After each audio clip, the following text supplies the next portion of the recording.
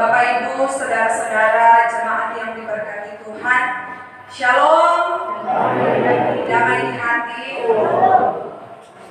Saudara-saudara, kalau ada orang yang paling dibenci oleh iblis, sekali lagi, kalau ada orang yang paling dibenci oleh iblis, siapa mereka?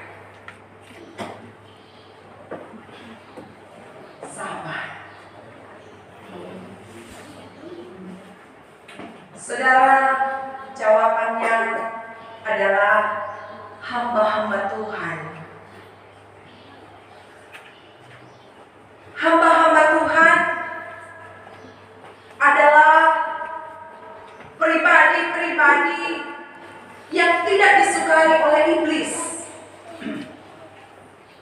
Konteks hamba-hamba Tuhan ini luas, ya.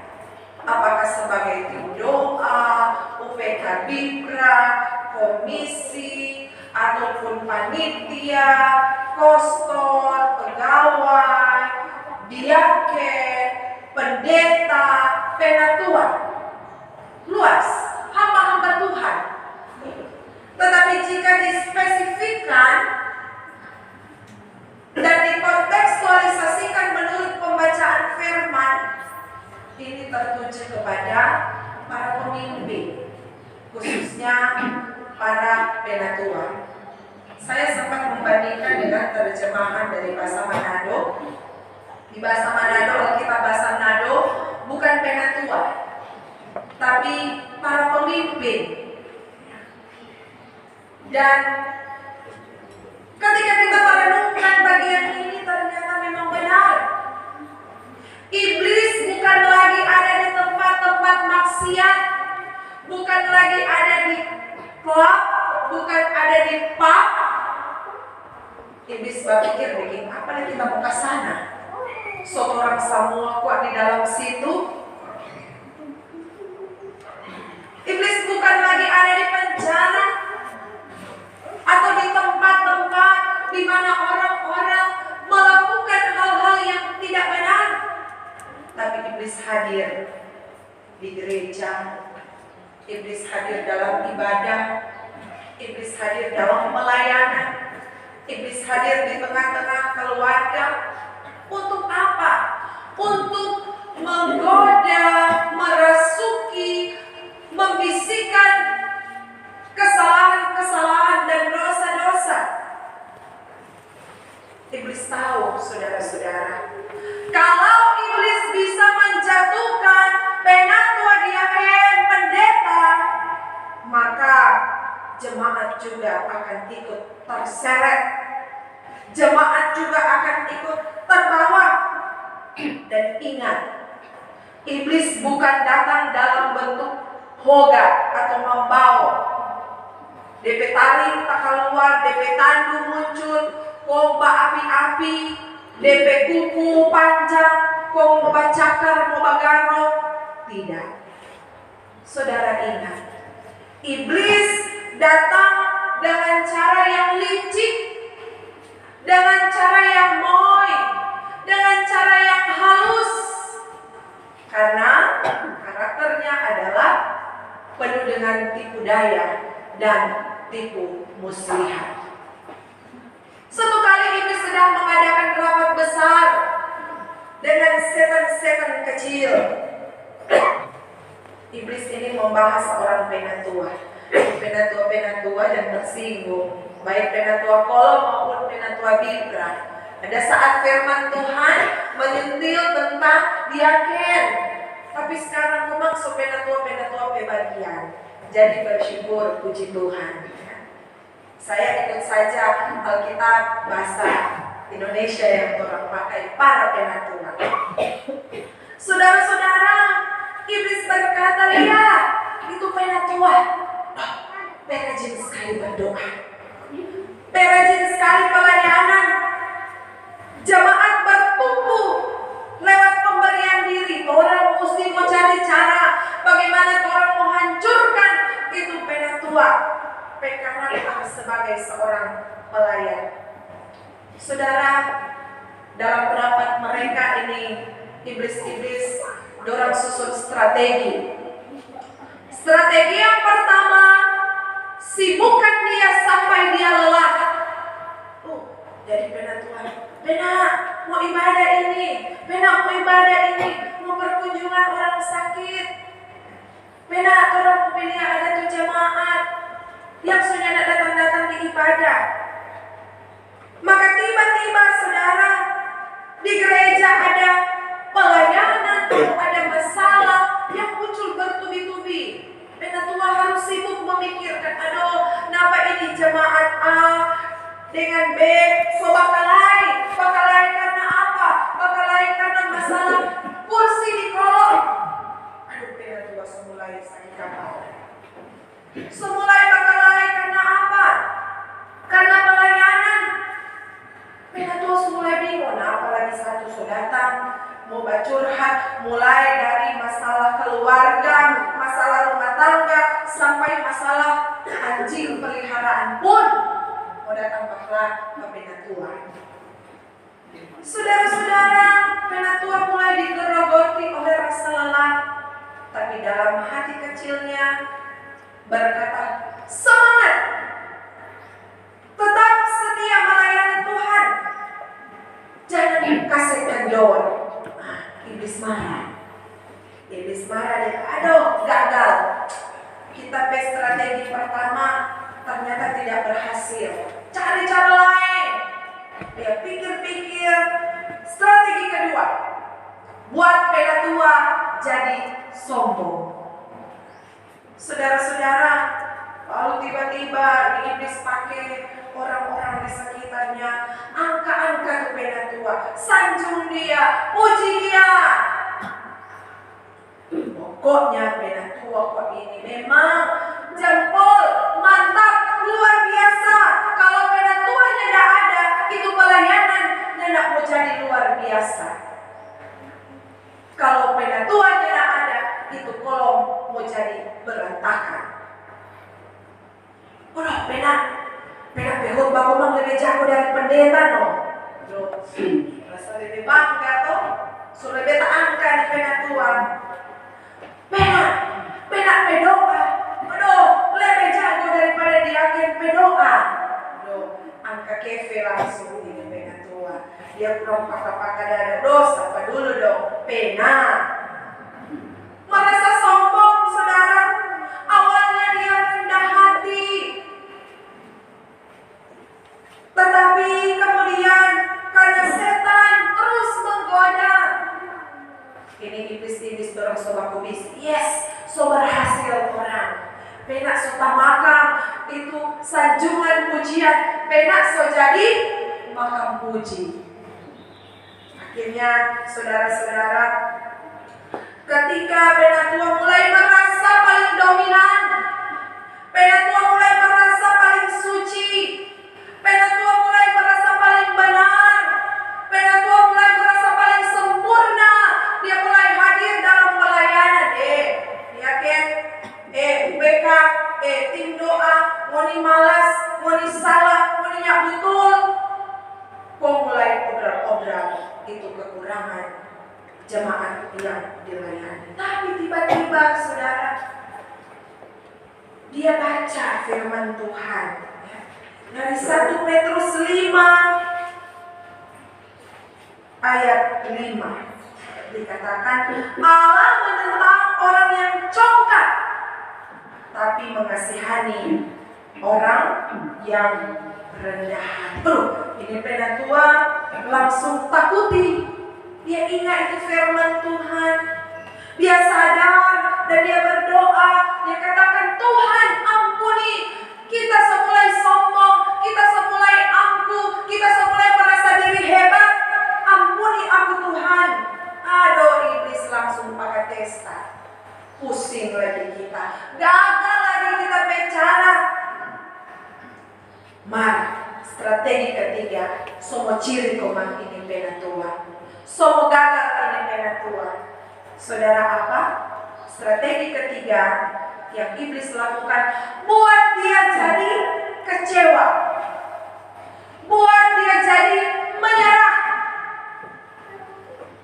Saudara-saudara yang diberkati Tuhan, tiba-tiba datang jemaat. Pena kok ini suka lalu tegang, suka lalu serius dalam pelayanan. Biasa coba pena yang suka lalu sok suci, lupa tuh betul-betul jo pena ini. Aduh, saudara, pena ini telinga tipis, hati tipis. Ketika jemaat mulai melontarkan kata-kata ini, so pakai ini tuh, aduh, besok ini dapat jemaat model begini. Kita semua beri diri, apa yang kita nyak kasih, tapi tenaga, tapi doi, tapi waktu, tapi pikiran, tapi kehadiran, semua kita so kasih. Orang nak jangan hitungkan semua itu no. Kemudian datang lagi jemaat, pena suka bola dunia, pena suka semua, apa-apa semua pena, apa-apa semua pena suka dia terus.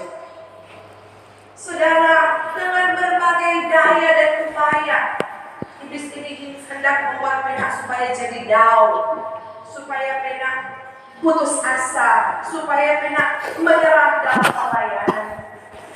Akhirnya saudara, pena pun mulai kemakan dengan omongan-omongan ini. Bela lale, tidak dapat gaji kuat dari pelayanan. Sudah jauh orang yang aja baku ingat kita. Bukan main selama ini kita so berkorban, kita so memberi yang terbaik. Mador nak jabaku hargai, nak jabaku hormat. Kepada kita mulai lelah. Akhirnya saudara, iblis mulai pakai tangan, mantap. Beda so mulai kalah, beda so mulai kemakang, orang pakai kata-kata.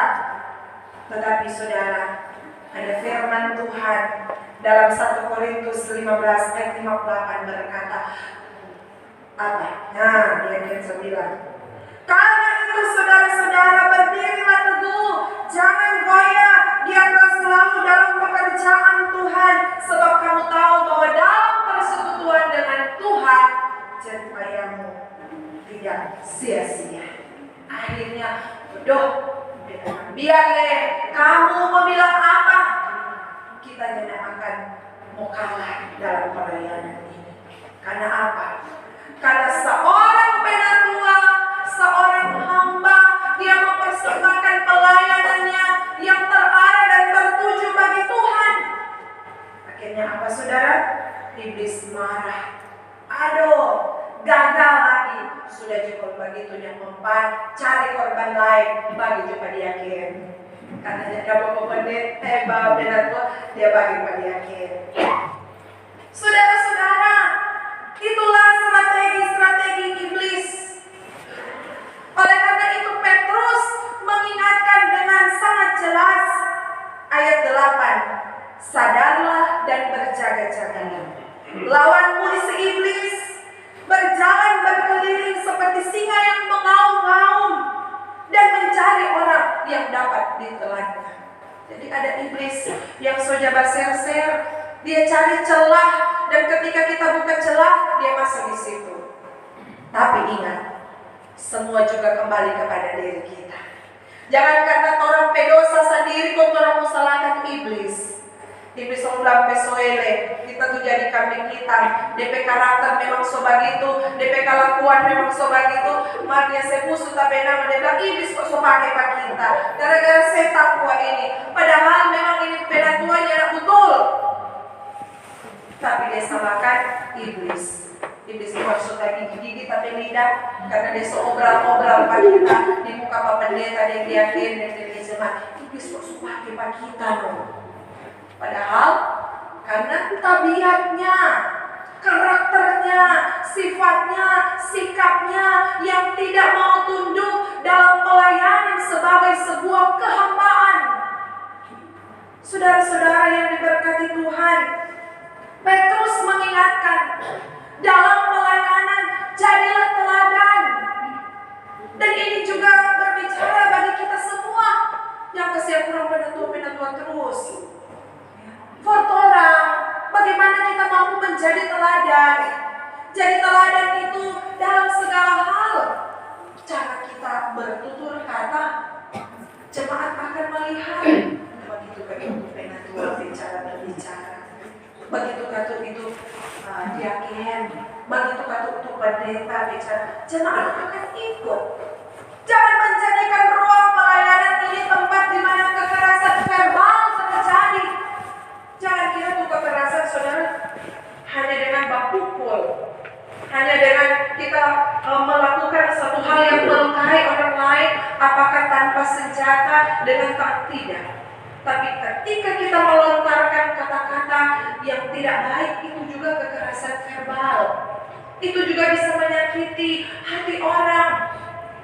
Sehingga sebagai pelayan Tuhan, mari orang menjadi teladan. Dimulai dari diri kita sendiri yang hidup dalam pertobatan, hidup dalam kebenaran. Saudara ingat, seorang pelayan itu jabatannya berbeda dengan jabatan politik, berbeda dengan jabatan birokrasi, jauh berbeda. Jangan samakan kepemimpinan dalam gereja dan kepemimpinan organisasi, birokrasi, ataupun politik, jauh berbeda. Karena pelayanan kepemimpinan sebagai seorang hamba dikatakan adalah tidak cinta pada kuasa, melainkan cinta pada Tuhan. Karena orang-orang di dunia politik, di dunia birokrasi itu cinta pada kekuasaan, cinta pada power. Tapi orang yang ada dalam persekutuan dengan Tuhan, dia cinta Tuhan. Dan orang ketika dia cinta Tuhan, dia mampu membedakan bahwa seorang tuan, seorang bos, dia mempertahankan hak pribadi. Harga diri ini coy, harga diri itu yang paling utama. Tapi seorang gembala, seorang pelayan, dia akan mengutamakan hak dari jemaat yang dilayani. Dia akan memikirkan keberadaan persekutuan atau orang-orang yang menjadi kawanan domba gembalaan yang Tuhan percayakan baginya. Seorang pemimpin atau seorang tuan sifatnya apa? Mengambil, mencari untung, bagaimana? Mencari untung untuk kepentingan kepuasan pribadi. Tapi seorang pelayan dikatakan dia bukan mengambil, melainkan dia memberi. Jadi puji Tuhan, plan khusus di Jemaat Gemein Getsemani, semua ada dalam kata-kata memberi yang terbaik. Nyadak coba kureken, nyadak coba begitu. Kadang ya dorang tunjangan yang nyadak seberapa itu belum lagi terima, sopotong deh ini, sopotong deh itu untuk kepentingan pelayanan. Belum terima lagi DP bulan, masuk hitung akan sudah mudah. Tapi itulah gambaran seorang pelayan yang mau berkorban, saudara. Ketika seorang tuan hanya berorientasi pada mencari keuntungan, tapi seorang pelayan mencari kesempatan untuk melayani Tuhan. Saudara, apa bedanya pekerjaan dan pelayanan? Ketika engkau melakukan untuk diri sendiri, itulah pekerjaan. Tapi ketika engkau melakukan untuk Tuhan, itulah pelayanan. Maka yang mau bereken, karena for Tuhan, bukan for diri sendiri. Ketika engkau melakukan demi kehormatan diri, untuk kesombongan, untuk kebanggaan, mau pakai makam puji akan, nah itu tuh pekerjaan. Tetapi ketika Anda melakukannya demi kemuliaan nama Tuhan, itulah pelayanan. Karena apa? Semua untuk menyenangkan hati Tuhan. Dan firman Tuhan mengatakan, jangan takut, serahkan segala kekhawatiranmu kepada Tuhan, sebab Ia yang memelihara engkau. Dan ada Tuhan yang akan melengkapi, ada Tuhan yang akan meneguhkan, ada Tuhan yang akan menguatkan, ada Tuhan yang akan mengokohkan kamu dalam pelayanan ini. Puji Tuhan, saudara. Sudah tidak lama, ini periode pelayanan akan berakhir, tinggal 1 tahun lebih. Kalau mau hitung dengan pemilihan, soalnya tidak lama selesai. Tapi seluruh pelayan khusus penatua diangin jemaat Gemini Getsemani ada dalam arak-arakan satu persekutuan yang mendedikasikan hidupnya bagi pelayanan untuk kemuliaan nama Tuhan. Jangan berubah setia. Apapun tantanganmu, jangan pernah goyah, jangan pernah mundur, jangan pernah lemah iman. Tapi ingat, terkadang Tuhan mengizinkan pergumulan terjadi dalam pelayanan untuk supaya orang introspeksi diri. Barangkali dalam pelayanan kita tidak lagi membawa jemaat untuk melaksanakan segala sesuatu secara sukarela, tapi keterpaksaan. Nah, itu sudah jadi batu sandungan. Partisipasi sudah jadi partisipasi paksa. Beda toh itu. Bagaimana kita mampu membawa jemaat, mengarahkan hati mereka untuk mengerti arti semua kasih dalam pelayanan. Jangan jemaat sudah apa ini. Gereja pelayanan yang mengajarkan tentang kasih, tapi dalam kehidupan para pelayan tidak punya kasih. Mari kita menjadi contoh dan teladan. Segala sesuatu dijalankan sesuai dengan aturan, supaya tertib dan teratur, supaya kehidupan pelayanan ini tidak menjadi batu sandungan, tapi menjadi berkat. Karena apa? Prioritas dalam pelayanan ini for Tuhan. Tuhan yang punya pelayanan ini, biar Tuhan dipermuliakan, Tuhan yang ditinggikan selalu. Amin. Demikianlah firman Tuhan.